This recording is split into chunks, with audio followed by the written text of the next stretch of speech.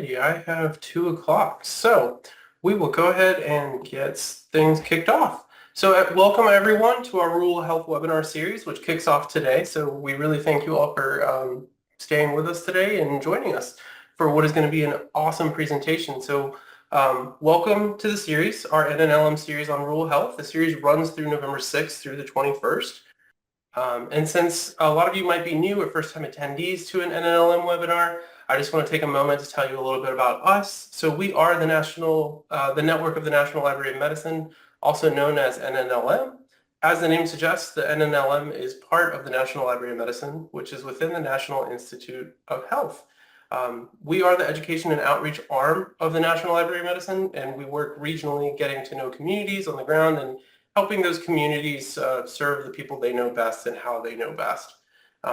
But we also present across the entire country, and we work to advance the health and well-being of everyone through the access and understanding of how to use health information.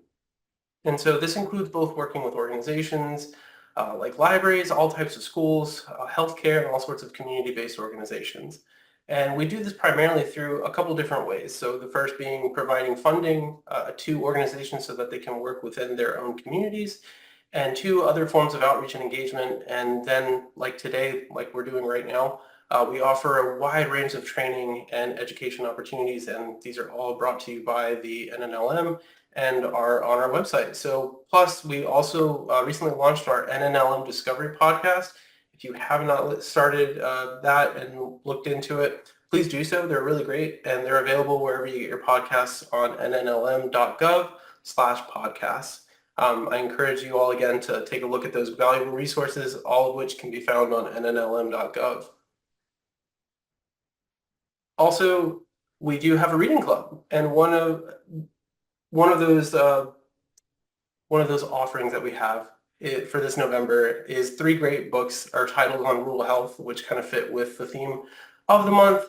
And the Reading Club serves to help librarians with health literacy and outreach engagement through reading. It's similar to a book club with book selections and guides related to health topics. On the NNL Reading Club page, you can definitely look more into that and see the recommended books by health topic, download discussion guides, and promotional materials that can help you in your community. And so for today's presentation, the title of today's presentation is an exploration of the collaborative partnerships between public libraries and harm reduction organizations across the United States. Dr. Margaret Sullivan is an assistant professor in the School of Information Science at Florida State University. She completed her doctorate in the Library and Information Science from the University of South Carolina. She also has a master's in information systems and a master's in library science from Drexel University. Her research areas of interest focus on the health-seeking behaviors and patterns of disadvantaged populations with a focus on the opioid use population. Carly Lucius is employed at the Communities, Families, and Children's Center, CFC Center, as a program manager and community outreach specialist. Carly leads the team in outreach efforts on their Southeast Rural Opioid Technical Assistance Regional Center grant. And last but not least, our next webinar is tomorrow, November 7th. If you have the time and if you're not already registered for it, you can go ahead and do that on the website. That's going to be on facilitating rural access to quality health information through Little Free Libraries.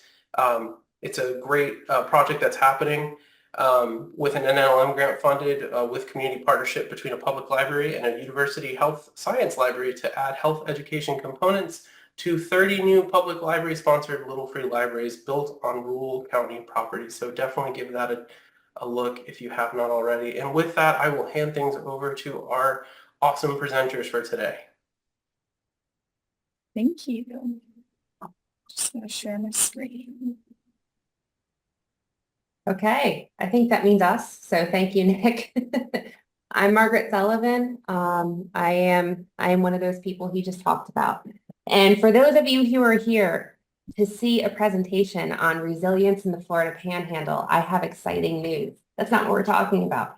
Somehow we managed to have a little bit of confusion. And so we actually developed a slightly different presentation for you today. We're going to talk to you about an exploration of collaborative partnerships between public libraries and harm reduction organizations in the United States. And in talking about that, we will cover some of the research that we've done here in the Florida Panhandle. But this is actually something that started out as a Southeastern project between Carly and I. We started working together on a grant by the health department, excuse me, the Department of Health and Human Services, SAMHSA actually, trying to work on combating the opioid crisis through public libraries. And that started out in particularly rural counties in the southeastern United States, but our work has actually since expanded. So apologies, but we're actually going to talk about a slightly larger project. And so in doing so, Carly, if you would go to the next slide, please. Sorry. Today we're going to go over, a quick, brief overview of the opioid crisis, and then try to explain how we see the library as fitting into this and the kind of relevant work that Carly and I have both done with public libraries in combating the opioid crisis. We'll talk about a particular survey that my research team is conducting right now and go over some of the basic findings that we've had so far. And then kind of take a turn and talk to some of you and try to talk to you, for one thing, about what you've seen. If any of you are frontline workers in the opioid crisis, whether you're working in a public library, health library, if you're assisting medical professionals, or if you are a medical professional in any way that works in tandem with these efforts, we would love to hear from you too. And that's about it. So moving on. Yeah. So I'm just going to jump in and kind of give you guys a little baseline idea of why this research started and kind of how we came together to focus on the opioid crisis specifically. So just at a glance, synthetic fentanyl was introduced on the street, the legal drug market, in 2013, which skyrocketed overdose numbers in the years that followed. Synthetic fentanyl is similar to morphine, but 50 to 100 times more potent than morphine. In 2020 specifically, during the pandemic, there were 91,799 overdose deaths in the United States, which was a 30% increase from 2019. And then the year following, that number went over 100,000. And rates since then have steadily increased or stayed the same, despite life kind of going back to normal after the pandemic. And according to the CDC, as of May of 2024, there have been 94,758 reported drug overdose deaths. And this is a gross underestimate due to delays in reporting time and incomplete data due to cause of death investigations. So that's just to kind of give you an idea that, since 2013, which isn't even on this initial graph from the CDC, drug overdose and deaths specifically related to opioids have only climbed over time and have just taken a huge skyrocket. And although we're seeing a slightly downward trend, they're still at a much, much higher rate than what we had in the US compared to before synthetic fentanyl was introduced on the market. So that's just kind of to give you a picture of what our landscape looks like today in the US.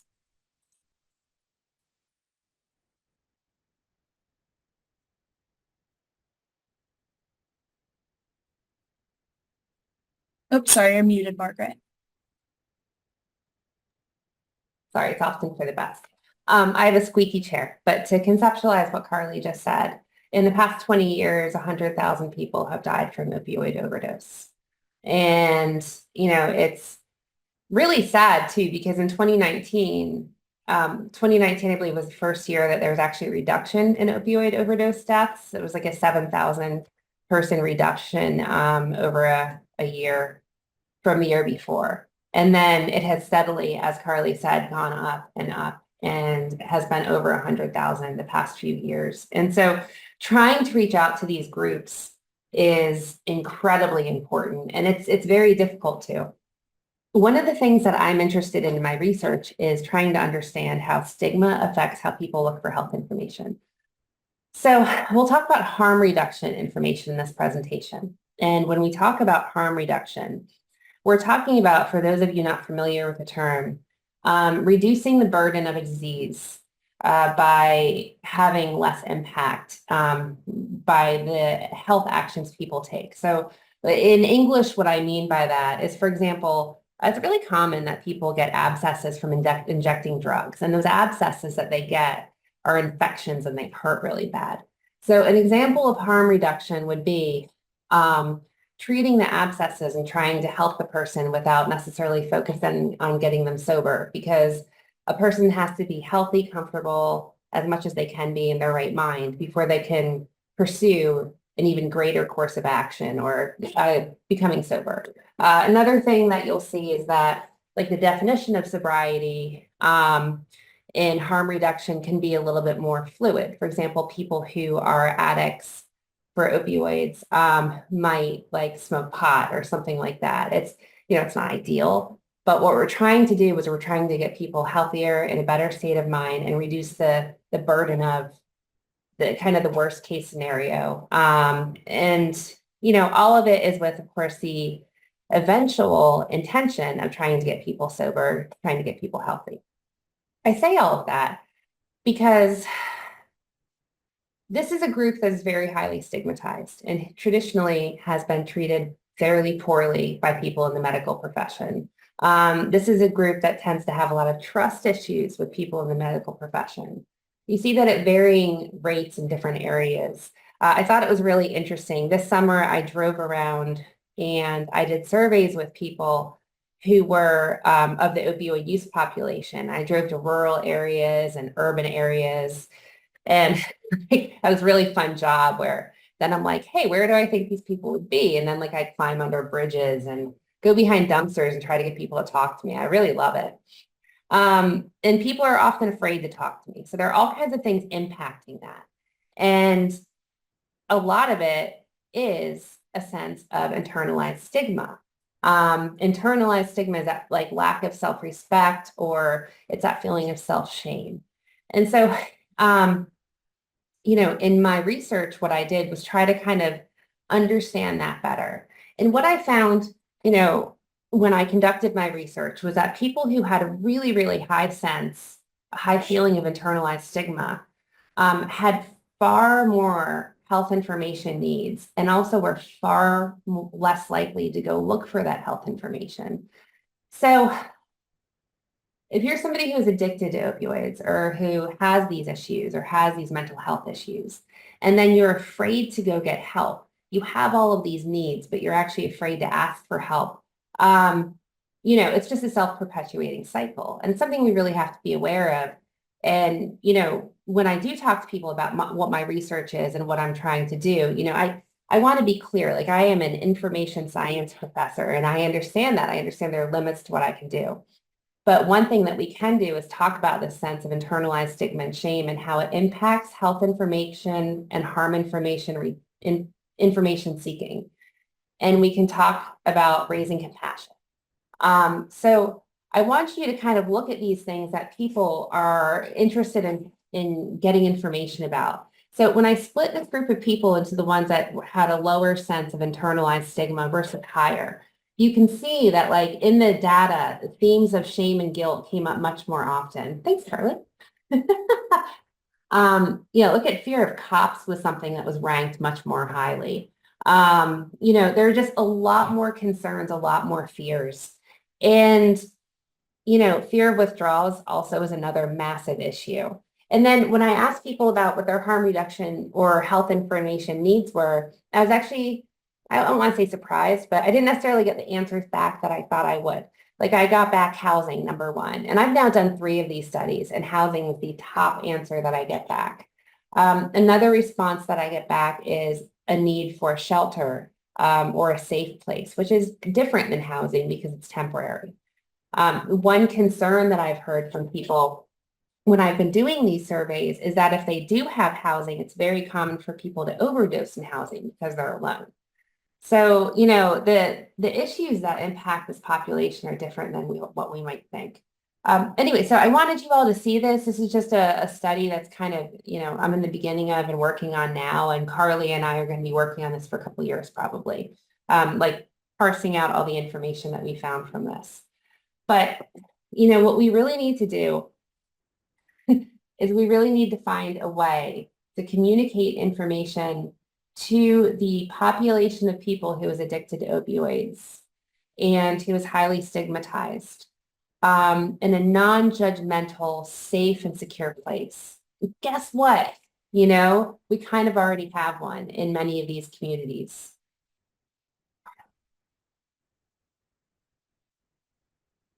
They come up with like a signal, like I'm going to yell cheese stick or something when I want to. This might be more distracting. Ferrari. Okay. So libraries are awesome. I'm sure that every single person in this webinar knows that because you're here. But what you may not know is that there are 17,454 libraries in the United States. Actually, that number is like a year old, so it might be a little off, but hopefully not by more than a few unless it went way up. So that's a lot. How many is that? That's more, there are more libraries in the United States than there are McDonald's. There are more libraries in the United States than there are in Starbucks. And interestingly, they are better spread out by, well, who knows if that's true versus McDonald's, but they're highly representative of kind of like the area of the population. So they're in all of these different communities where we need to do outreach to people.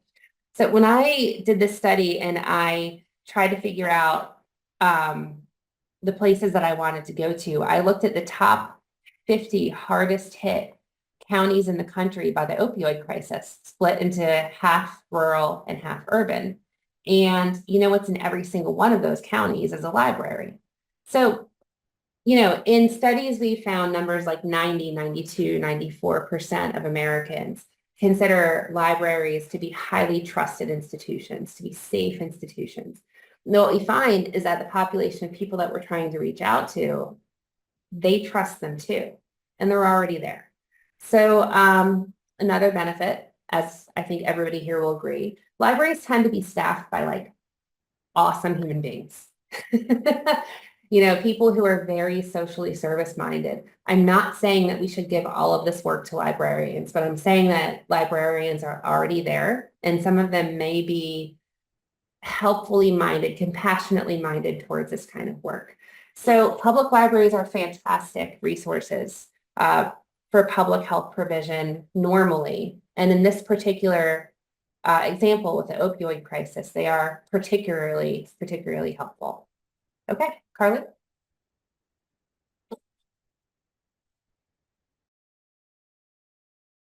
Sorry, I was muted this time. But what does this really look like in practice, right? As Margaret mentioned, she received a grant by the Institute of Museum and Library Services to explore the relationship between libraries and their communities, specifically looking at harm reduction and health-related agencies and the opioid use population on a national level.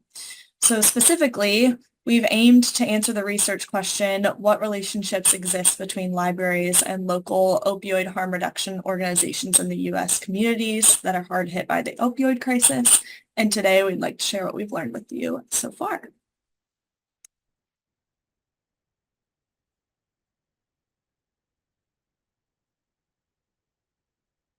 You're muted, Margaret. Maybe we should just stay unmuted. I feel like my chair is so squeaky. I really do. I feel like it must just drive people nuts. I'm sorry. All right, so we created the mixed method survey. This survey was based on various research that I've done previously. It was based on a review of literature of other work that's been done as well. And we employed the survey with, well, we tried to do 50. Remember I said 50 counties? So I tried to get 50 library directors, one for each county, to take it. It ended up with a number about 35. And we are further surveying library staff at these specific library systems. And, you know, first what we're doing, or the intention, was to survey library directors and ask them from kind of a top level perspective, like what is going on in your library branch, county, whatever it is for that particular place. You know, some of these rural counties have one small library, and some of these places are like Nashville, and they have multiple branches, right? So, so that is one part of the survey. And so, you know, we're talking to them about what kind of community outreach they're doing regarding opioid use disorder and harm reduction services in each community, what kind of collaborative efforts they're using between libraries and these different public health stakeholders. Excuse me. And so far, we're getting really interesting results. And then in addition to that, I actually ended up driving around a large part of the country and these different counties as well, trying to collect these surveys from the opioid use population. And we are also then crossing them with surveys, again, the same counties, but from library staff, because we want a very full picture of what all of these people think of this particular issue, how it's hitting libraries, this problem.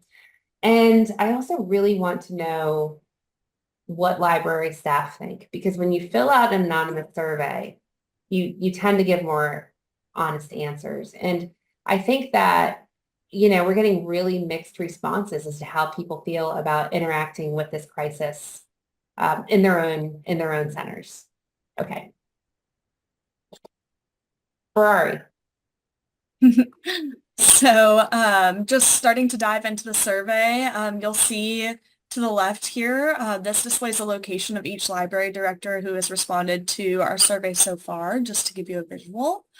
And as Margaret said, we asked them questions about what harm reduction resources or programming is currently offered in response to the opioid epidemic, if they're also doing outreach into the community, and what collaborative relationships may exist between the library and opioid use disorder resource groups.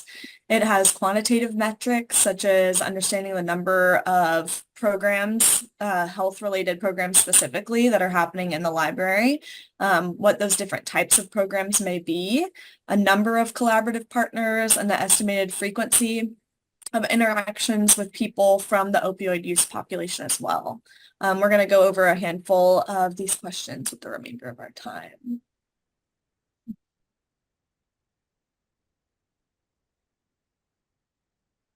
Okay, so for this particular, slide as an example, we asked people if they've done outreach or if they've partnered with any groups. And these are some of the responses. So as you can see, there are different numbers for both urban and rural. And there tended to be kind of what we saw, there was definitely a significance in the kind of level of collaborative relationships that we saw, depending on the availability of services, but not always. Like there were just some really fantastically active libraries that were in areas where there really were not a lot of things out there, or not a lot of different organizations for them to engage with. And I'm looking forward to kind of learning more about that and reaching out to those people, because I'm wondering if that is just like the dedication of very specific library staff or the people who work there. But it has been really interesting. So anyway, we wanted to get a general idea of how the opioid crisis affects these different library systems. And we wanted to see if there was this big difference, like I'm saying. So the starred questions on this slide display some of the most polarized questions in urban versus rural libraries based on their answer choices. So like, have you seen discarded needles or other drug paraphernalia been found on library premises? You can see that there's a pretty big difference there as well. Let's see. Carly, do you have anything else that you would say about this?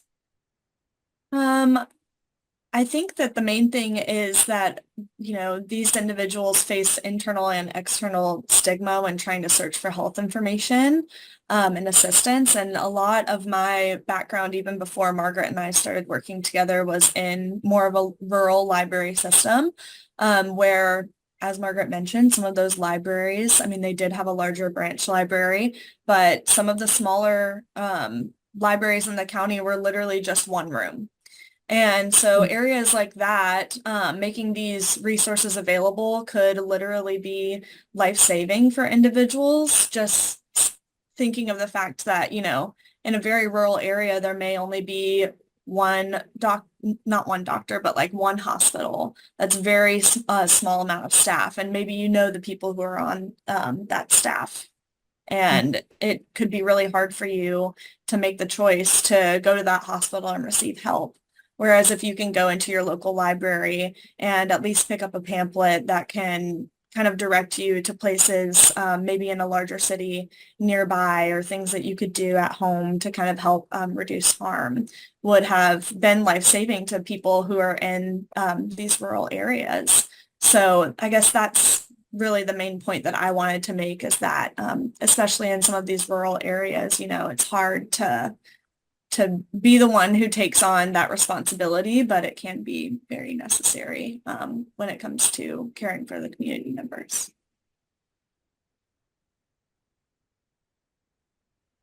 And next, we'll look at some of the most common services received from outside groups, specifically related to helping the opioid use population.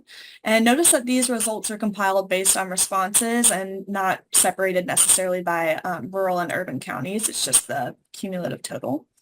The most common resource reported by library directors was harm reduction supplies like naloxone, also known as Narcan, which made up about 28% of our responses. Some other common responses included information, referrals, and naloxone training. And shockingly, I found this kind of shocking, about 40% of respondents reported having none of the listed services available through partnerships at their library. So again, as Margaret said, this is, the most common services received from outside groups specifically. And I think it just goes to show, as Margaret mentioned, some of the more rural areas who don't have a lot of agencies that they could be collaborating with, or maybe they collaborate with agencies that are just outside their county who are in a bigger city, who maybe don't uphold their end of the deal by actually coming out into their county and helping provide those services. I guess in some ways, from rural respondents, it's not super shocking that they don't have any of these resources. But it just goes to show you that, oh, go ahead. Oh, no, I didn't want to switch slides before. I just wanted to say something about that also, though, if you don't mind. Sorry. Yeah, no, please do. When as somebody who drove around I've now been to 23 of the 50 counties that we were interested in. And just to explain, 4 of them were on the West Coast, and I was going to a conference in that area. Like there tended to be places where they were sort of grouped together. So I was able to drive from like Jacksonville up to Ohio and hit over this course of that trip 14 counties on the way down and back. And it's been fascinating. But I will say that it's been really interesting too, because I can see from having gone to some that some of these libraries are just very, very physically removed from the places where people in the opioid use population spend time. And so it was interesting to see that kind of like segregation that seem more common in rural areas. Whereas in more urban areas or more populated areas, that wasn't true. And then also like the proximity of the library in some of these rural areas, I think really influenced what kind of engagement they had. And that would be something very interesting to look at in a future study, because if they were in a closer physical proximity to spaces where people of this population would be, of course, they tended to have more services and things like that. Yeah, but that's it. I just wanted to comment on that. Thank you, Carly. Yeah, that's a great point. That's a very great point. So again, this is just to kind of represent the most common services received from outside groups. Now looking ahead into harm reduction supplies or referrals that are specifically offered by the library and that the library staff are taking on to offer to the community. A majority of the respondents reported offering naloxone at the library. This is a really common response, I would say, mainly because a lot of states are getting behind providing naloxone to agencies and individuals who are willing to request that. And even I know in Florida, you can work through the Department of Children and Families, who is a naloxone distributor, and sign up with them and become a distribution site and constantly, be ordering every month naloxone for your agency. And this could also be true of the library.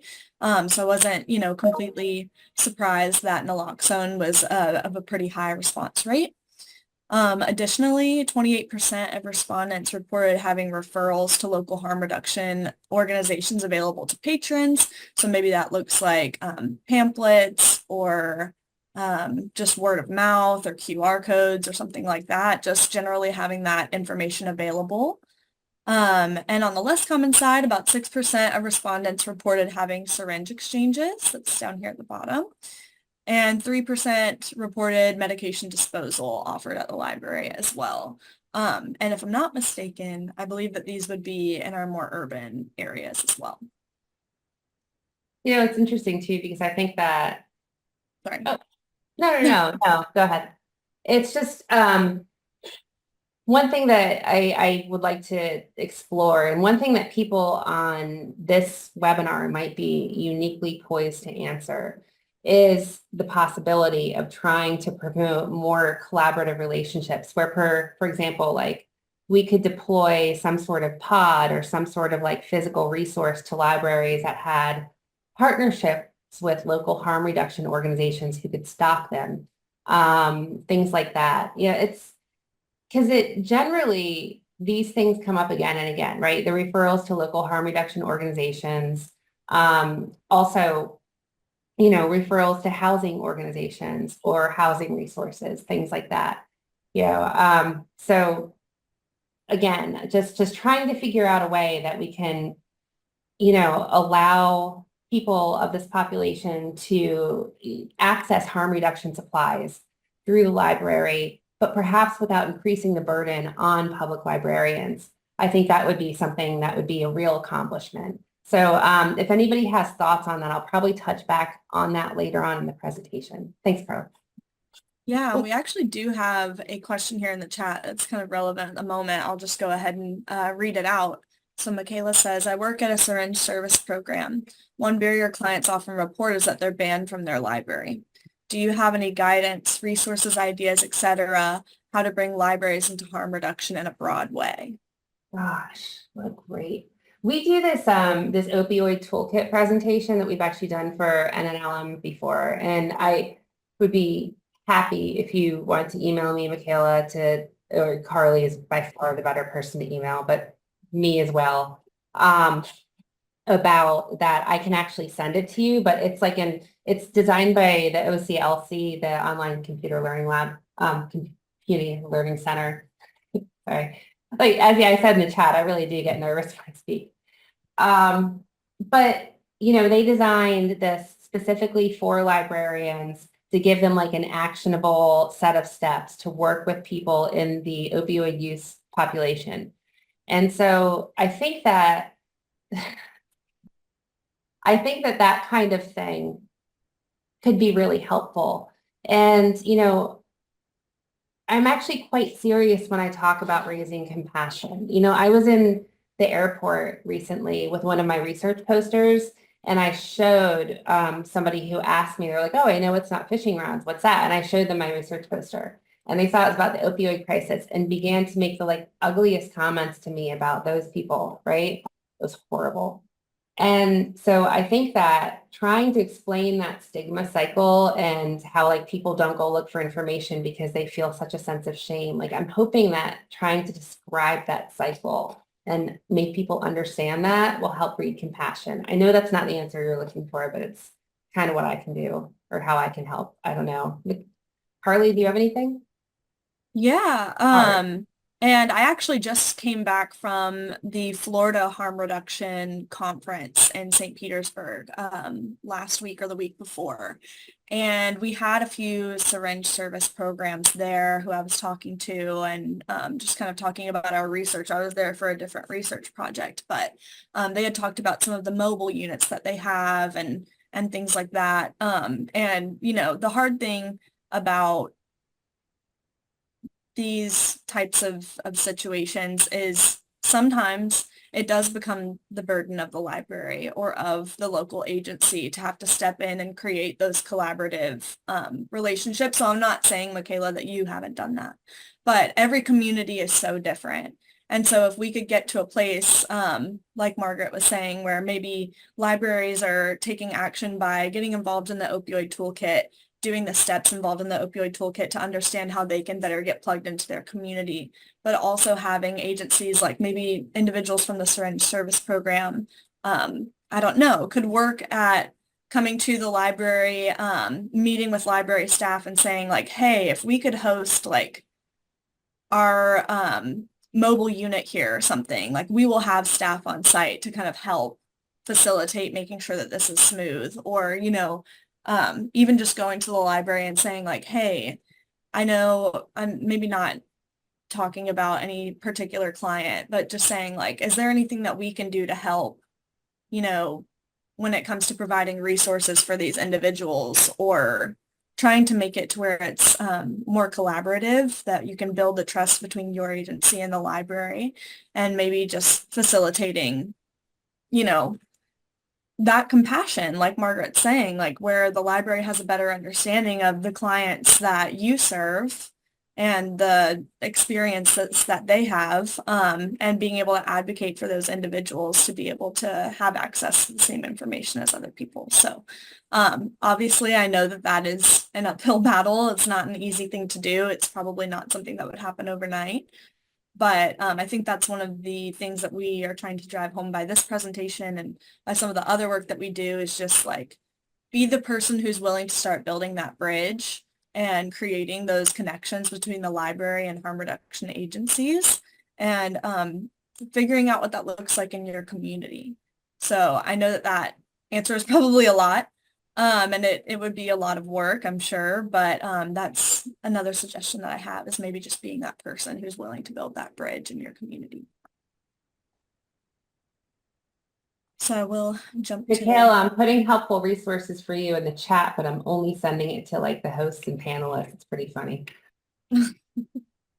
All right, there you Okay. Sorry, back to our presentation. Has your library offered any of the following programming? Okay. 12. Good. All right, so this is one of the final things related to the quantitative data set, the survey, and this was the survey that we sent specifically to the library directors. I'm talking about like that shame and stigma cycle, but that's something separate. So for this, these were the things that people responded to that they're offering, or they have offered at their libraries before. And so, you know, mental health first aid is a really, really common go-to. Even professionals here at FSU, when they tend to go looking for research-based grants, they often use mental health first aid. So it's no surprise that it was a very common response among library directors. It's highly needed. I think that's why. So just under half the respondents reported offering mental health first aid. And then some of the more unique responses included like building modifications to deter substance use on the premises, which had a 25% response rate. Actually, yeah, it's kind of interesting because I remember learning about that when I was traveling around, like learning about like things that have been changed slightly in buildings for this exact reason, to give people less private areas to go. So, you know, that I went and conducted research a couple years ago, actually now, at the first library in the United States that trained all their librarians on Narcan, which is in Philadelphia, the area of the country that I am from, actually, and that I love. And what happened was that, and I actually went through the library so I could totally see how they had their bathrooms in the basement. And so people would go downstairs to the basement and go inside the bathroom, and then some poor person would go down there later. It's such a tragedy for every single person involved, right? Like nobody wants this to be their life. So I just always try to remember that. Anyway, so those building modifications were one of the more interesting, unique responses. 5 directors reported having programs for children and youth on substance misuse education, which I think is really interesting. Probably very controversial too. And then finally, 6 directors reported offering free consultations with legal assistance organizations related to opioid misuse, just to name a few. And I've seen that in libraries before where they have free legal aid organizations come in for like one afternoon or every other Tuesday or something like that. So unfortunately, 9 directors, so a quarter of the respondents, reported that their library is not doing any program related to the opioid crisis. I suspect some of those were in, some of those like libraries I kind of referred to before that were just very physically distanced from where the problem community, whatever is. One such library, when I went there and I said, hey, like I sent you a survey, you didn't respond. Would you mind if I did surveys with your staff? Would you mind? And they were like, could not get me out of there fast enough, man. They just could not. So, I think that there is definitely that stigma in some of our own organizations. And that's something that we have to confront too. Fish. Okay, go. So shifting gears a little bit, as I mentioned before, we wanted to kind of collect data in the words of the library directors related to their response to the opioid crisis and public health efforts. So we have some qualitative measures in the survey as well.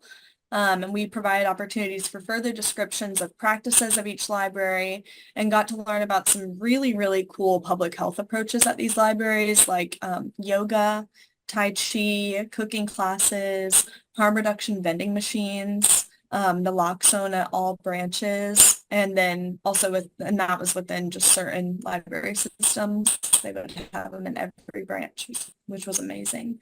And some even had peer support staff on site to help those struggling with their substance misuse. And this isn't part of our presentation. I'm going off script a little bit, but we do have another project that we're working on related to libraries and social workers in the library. We're hoping to have a better understanding of the relationship between library social workers and how they are providing resources for the population. In the coming years, we'll be working on that as well. And so I'd be interested to see, are social workers in the library in charge of kind of doing some of this programming? Are they helping with some of the legal services, getting that set up and referring people to agencies? So just some upcoming research that we're working on that is also relevant. Yeah, it's fun. Carly and I come at that from kind of different angles. Like I think she's very interested in like the hiring practices and things like that, and like how social workers are getting hired for these positions. But to me, and I know you see it's part of it too, Carly, don't get me wrong, but like to me, it's about, well, if this library is hiring a social worker to deal with like specific issues, then I think that's something that we need to understand better because we need to understand those community services better. And we need to understand why people are coming to the library for that. It's just like, it says so much about the communities that we live in. And I think that like learning about that's going to be really interesting and exciting. So anyway, we have a pause and reflect slide where we try to get audience participation. And boy, I know everybody loves this. So I would really like to know what kind of public health and if possible, if it's relevant, harm reduction programming that your library offers. And if you do not work at a library, is there something like public health program related that you have heard of or you can think of or that you would like to comment on yourself? Thank you very much. And likewise, I am very, very interested to know what people think of the ideas of potentially trying to get more harm reduction supplies in public libraries. If you think it's a good idea, a bad idea, I'd love to hear about that too. Margaret, this is Rebecca behind the scenes. So while people are reflecting and possibly typing into chat, I just want to add that NNLM has funding opportunities for projects. So, so people on this call might want to consider that. We fund projects for organizations, not individuals. So for example, I'm just going to use somebody's name from the list of attendees. So if Becky Blanton applied for funding, we wouldn't fund Becky, but yes, her organization, whatever that is. And the organization does have to be a member of NNLM, but that is free. And some of those funding, they're thousands of dollars. I know that we have $20,000. It just sort of depends on what it is. So something to consider. Thank you very much. I actually, the NNLM branch up in the Midwest when I was at the University of Iowa actually approached me and asked me if I wanted to apply for funding, which I would like almost fell over because I was like a new professor. I didn't know that was a real thing that happened to people. And I think I've done 7 or 8 grants now. And every time I've worked with NNLM, it has been a wonderful experience with like helpful people. It's been an awesome experience. So thank you very much for bringing that up. And not just for me, but for anybody here who's interested. So all those people though that want to respond who are typing into chat, now is the time to press enter. Or unmute. Or yeah, just talk. Gosh, even better. Anybody but me. Just FYI, they cannot unmute. So Oh, I got you. Chanel is here. I'm sorry. Hmm. A dear friend. Here we go. All right. The focus in our library is providing consumer health information, so NIDA is important. But I'm wondering if there are any collabs between hospital libraries and public libraries for consumer health and harm reduction. Haven't heard of a single one. There should be. That's a really logical thing.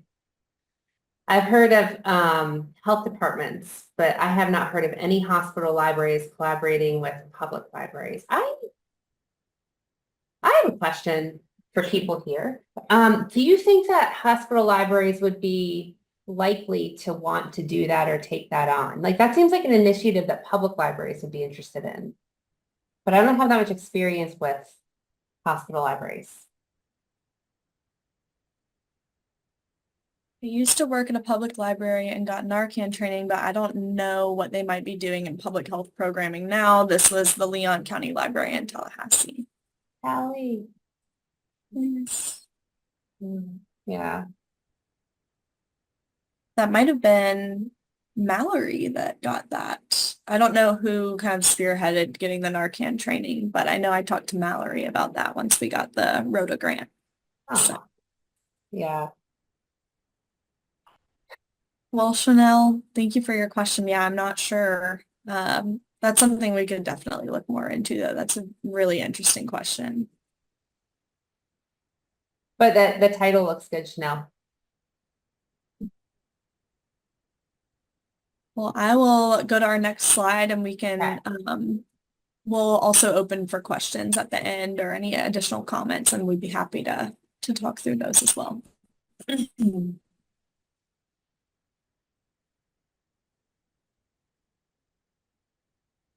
All right.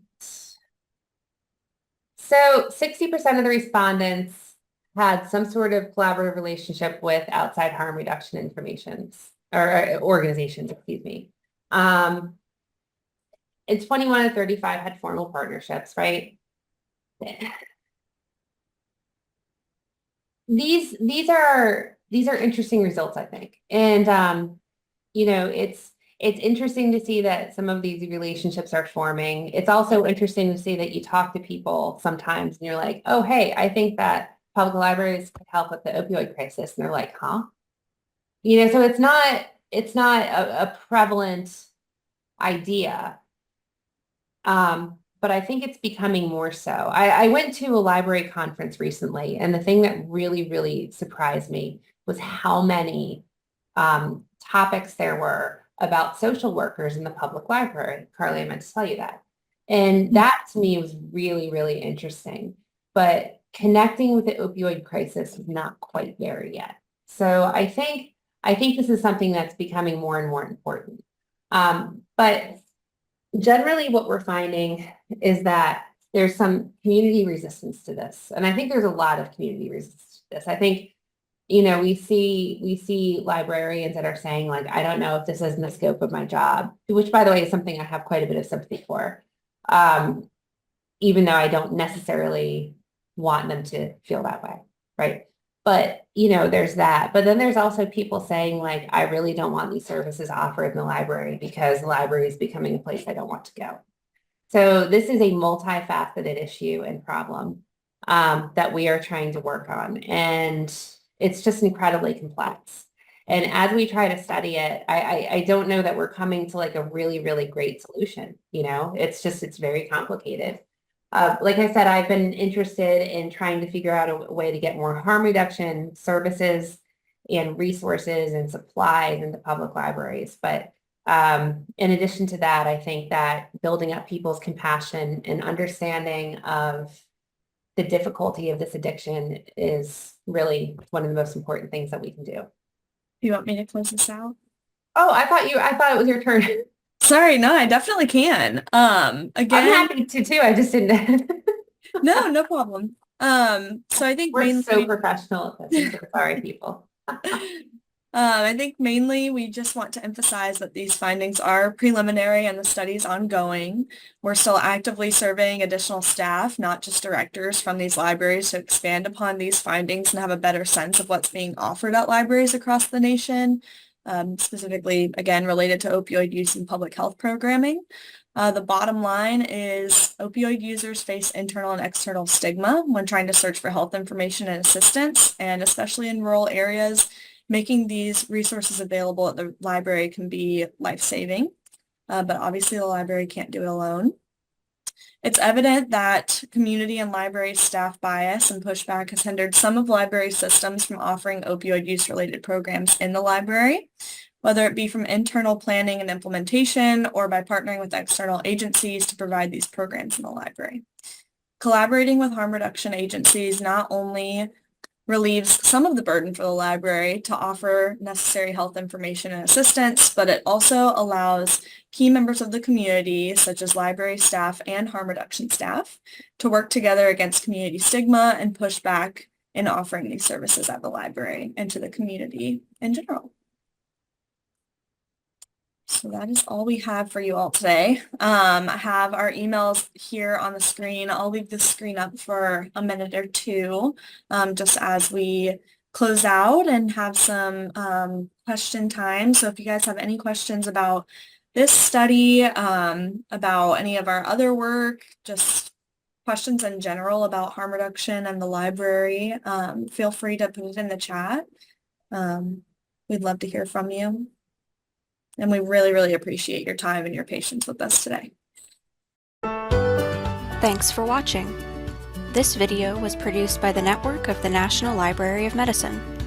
Select the circular channel icon to subscribe to our channel, or select a video thumbnail to watch another video from the channel.